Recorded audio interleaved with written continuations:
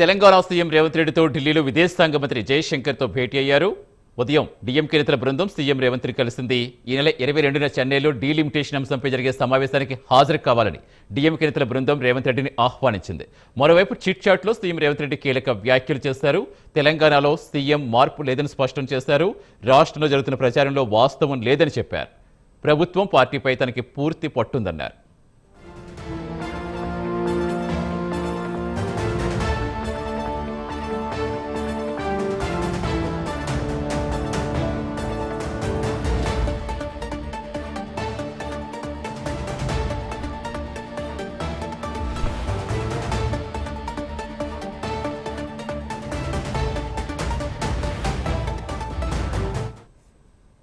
పూర్తి సమాచారం ఇచ్చేందుకు మా నేషనల్ బ్యూరో చీఫ్ కళ లైవ్ లో జరుగుతున్నారు. కళ, ఉదయం నుంచి రేవంత్ రెడ్డి ఎవరెవరితో భేటీ అయ్యారు, ఇంకా ఏం చెప్పారు రేవంత్ రెడ్డి? సతీష్, దాదాపు నిన్న రాత్రి ఢిల్లీకి తెలంగాణ ముఖ్యమంత్రి సీఎం రేవంత్ రెడ్డి చేరుకోవడం జరిగింది. కొద్దిసేపటి క్రితమే, దాదాపు ఒక 5 నిమిషాల క్రితమే ఢిల్లీ నుంచి తిరిగి హైదరాబాద్కు బయలుదేరడంతో తెలంగాణ సీఎం రేవంత్ రెడ్డి పర్యటన ముగిసిందని చెప్పవచ్చు. ముఖ్యంగా ఈ రోజు ఉదయం నుంచి కూడా ముఖ్యమైనటువంటి నేతలతో తర్వాత చాలా కీలకమైనటువంటి భేటీ జరిగిందని చెప్పవచ్చు. ఈ రోజు ఉదయం 11 గంటల సమయంలో మనకు తమిళనాడుకు సంబంధించినటువంటి డిఎంకే బృందము ప్రత్యేకమైనటువంటి భేటీ జరిగింది. దాదాపు 40 నిమిషాల పాటు జరిగినటువంటి ఈ భేటీలో దక్షిణాది రాష్ట్రంలో జరిగేటటువంటి ఏదైతే కార్యక్రమం ఉందో డీలిమిటేషన్ కి సంబంధించినటువంటి సమావేశం ఈ నెల 22న తమిళనాడులో నిర్వహిస్తున్నారు. దీనికి ప్రత్యేకంగా ఆహ్వానించేందుకు డిఎంకే నేతృత్వంలో ఉన్నటువంటి ప్రత్యేకమైనటువంటి బృందము ఈరోజు సీఎం రేవంత్ రెడ్డిని ప్రత్యేకంగా కలవడం జరిగింది. అయితే దీని వలన ఏదైతే డీలిమిటేషన్ జరిగేటటువంటి ఏదైతే పునర్విభజన జరుగుతున్నటువంటి నేపథ్యంలో భాగంగా దీనిపై ఎక్కువగా దక్షిణాది రాష్ట్రాలను అందరినీ కూడా ఐక్యమత్యంగా పోరాడేందుకు మాత్రము తమిళనాడు స్టాలిన్ ఆధ్వర్యంలో జరుగుతున్నటువంటి ఏదైతే కార్యక్రమం ఉందో ఈ కార్యక్రమానికి ప్రత్యేకంగా తమిళనాడు బృందం అందరినీ కలిసి, ఎందుకంటే పార్లమెంటు సమావేశాలు ఒకవైపు జరుగుతుంది, దక్షిణాది రాష్ట్రాల నేతలకు ప్రత్యేకంగా ఆహ్వానిస్తున్నటువంటి సమయం అనుకోవచ్చు. ఈ సమయంలో సీఎం రేవంత్ రెడ్డి ఢిల్లీ పర్యటనలో ఉండడంతో ఈ పర్యటనలో భాగంగా ఈరోజు డిఎంకే స్టాలిన్ నేతృత్వంలో ఉన్నటువంటి నెహ్రూ ఆధ్వర్యంలో టీకే నెహ్రూ ఆధ్వర్యంలో ఈరోజు బృందము కలిసి ప్రత్యేకంగా దీనిపై ఖచ్చితంగా ఈ సమావేశంలో పాల్గొనే విధంగా కూడా ఆహ్వానము అందించి తర్వాత ఈ సమావేశంకి సంబంధించినటువంటి పూర్తి సమాచారాన్ని కూడా ఇవ్వడం జరిగింది. అయితే దీనిపై కూడా సీఎం రేవంత్ రెడ్డి స్పందిస్తూ ముఖ్యంగా ఈ నెల జరిగేటటువంటి కార్యక్రమము ఏదైతే ఉందో ఒక స్టాలిన్ ఆధ్వర్యంలో జరిగేటటువంటి కార్యక్రమము చాలా ముఖ్యమైనటువంటి అంశము. ఈ సమావేశంలో పాల్గొనడము లేదా అన్నది మాత్రము మనకు ఇంకా కొంత సమాచారం రావాల్సి ఉంది. ఎందుకనంటే దీనిపై అధిష్టానం ఏ విధంగా స్పందిస్తుందో దాని ప్రకారంగా మేము నడుచుకుంటాం అన్నటువంటి విషయాన్ని కూడా ఇక్కడ సీఎం రేవంత్ రెడ్డి చెప్పడం జరిగింది.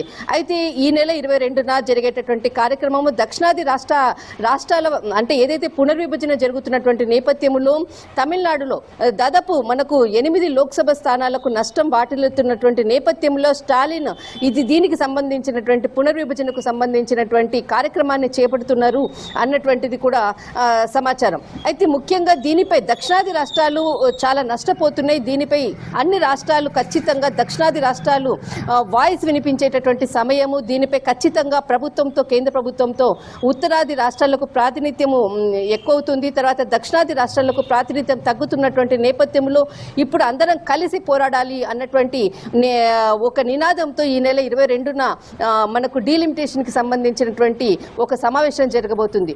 దీనిపై ఈ రోజు 11 గంటల సమయంలో సీఎం రేవంత్ రెడ్డిని కలవడము తర్వాత ప్రత్యేకంగా ఆహ్వానం కూడా పిలవడం జరిగింది. ఇది ఒకవైపు. మరొక వైపు ఈరోజు 3:30 గంట అంటే దాదాపు 3:30 సమయంలో కేంద్ర విదేశాంగ శాఖ మంత్రి జయశంకర్తో సమావేశం అన్నది చాలా కీలకమైనటువంటి భేటీ. ముఖ్యంగా సీఎం రేవంత్ రెడ్డి అజెండా కేంద్ర విదేశాంగ శాఖ మంత్రి వ్యవహారం అంటే విదేశాంగ మంత్రి జయశంకర్ సమావేశం ముఖ్యంగానే అజెండాతోటే ఢిల్లీ పర్యటన అని చెప్పవచ్చు. అయితే ఈ పర్యటన ఈరోజు మధ్యాహ్నం 3:30 సమయంలో సుష్మా స్వరాజ్ భవనంలో ఈరోజు జరిగింది. అయితే ముఖ్యంగా ఈ సమావేశంలో తెలంగాణ రాష్ట్రంలో జరిగేటటువంటి సమ్మిట్ చాలా 2025 దేశాల్లో జరిగేటటువంటి ఏదైతే కార్యక్రమం ఉందో ఈ ప్రత్యేక అజెండా తోటి ఈ సమావేశం కీలకమని చెప్పవచ్చు. ముఖ్యంగా ఈ సమావేశంలో మనకు సీఎం రేవంత్ రెడ్డితో పాటు తర్వాత కాంగ్రెస్ సీనియర్ నాయకుడు, తర్వాత కాంగ్రెస్ మాజీ విదేశాంగ మంత్రి సల్మాన్ ఖుర్షీతో ఈ సమావేశం జరిగింది. దాదాపు ఈ సమావేశము 40 నిమిషాల పాటు జరిగినటువంటి ఈ సమావేశంలో ముఖ్యంగా వచ్చే నెలలో ఏప్రిల్లో జరిగేటటువంటి ఏదైతే భారత్ సమ్మిట్ అనేటువంటి కార్యక్రమము దాదాపు 60 దేశాలు పాల్గొనబోతున్నాయి. మనకు ఇక్కడ ఈ 60 దేశాలకు సంబంధించినటువంటి నాయకులు అంటే విదేశాలకు సంబంధించినటువంటి అందరూ కూడా వస్తున్నటువంటి సందర్భంలో ఒక ప్రోటోకాల్ అని చెప్పవచ్చు. తర్వాత పొలిటికల్ ఏదైతే మనకు పర్మిషన్స్ ఉందో, తర్వాత ఫారిన్ కి సంబంధించినటువంటి పర్మిషన్స్ ఉందో, ఈ నేపథ్యంలో భాగంగా కూడా మొత్తం అంతా కూడా విదేశాంగ మంత్రితో ఈ సమావేశానికి సంబంధించినటువంటి అన్ని సమాచారాన్ని కూడా ఒక వినతి పత్రము విజ్ఞప్తి చేయడం అని చెప్పవచ్చు. అయితే ఈ 60 దేశాలకు సంబంధించినటువంటి ప్రతినిధులు రానున్నటువంటి నేపథ్యంలో ఒక సెక్యూరిటీ పరంగా అనుకోవచ్చు, తర్వాత ఒక పొలిటికల్గా మనకు తర్వాత పర్మిషన్స్, అన్ని విషయాలను కూడా ఇక్కడ చర్చించడం జరిగింది. అయితే ముఖ్యంగా ఏదైతే భారత్ సమ్మిట్ జరుగుతుందో, భారత కార్యక్రమాలు విదేశాల్లో జరుగుతూ ఉంటాయి. దానికి సంబంధించినటువంటి ఏదైతే మనకు ఇక్కడ జరిగేటటువంటి కార్యక్రమాల గురించి, విదేశాల్లో జరిగేటటువంటి కార్యక్రమాల్లో దీనిపై కొంత పర్మిషన్స్ ఇచ్చి అక్కడ ప్రచారం చేసే విధంగా కూడా మీ సహాయ సహకారాలు కావాలి అంటూ కూడా కేంద్ర మంత్రిని కోరడం కూడా ఇక్కడ ఈ సమావేశంలో చాలా కీలకం. అయితే ఈ సమావేశానికి దాదాపు 60 దేశాలు పాల్గొంటున్నాయి. యావత్ ప్రపంచం అంతా కూడా హైదరాబాద్ వేదిక కానున్నది. అందరి దృష్టి కూడా హైదరాబాద్ లో ఉన్నటువంటి నేపథ్యంలో ఇక్కడ సెక్యూరిటీ పరంగా అనుకోవచ్చు, తర్వాత మనకు విదేశాలకు సంబంధించినటువంటి ఆహ్వాన అతిథులందరూ కూడా ఇక్కడికి వస్తున్నటువంటి నేపథ్యంలో కొంత కేంద్ర విదేశాంగ సహాయ మంత్రి సహాయ సహకారాలు కావాలంటూ కూడా కోరడం జరిగింది సతీష్. అయితే ముఖ్యంగా ఈ సమావేశంలో మనకు లోక్సభకు సంబంధించినటువంటి సభ్యులు కూడా ఈ సమావేశంలో అటు డాక్టర్ మల్లు రవి, తర్వాత చామల కిరణ్ కుమార్ రెడ్డి కూడా, రాజ్యసభ సభ్యుడు కూడా అరుణ్ కుమార్ కూడా యాదవ్ కూడా ఈ సమావేశంలో పాల్గొనడం జరిగింది. అయితే కొద్దిసేపటి క్రితమే సీఎం రేవంత్ రెడ్డి పర్యటన ముగిసిందని చెప్పవచ్చు సతీష్. Right, thank you.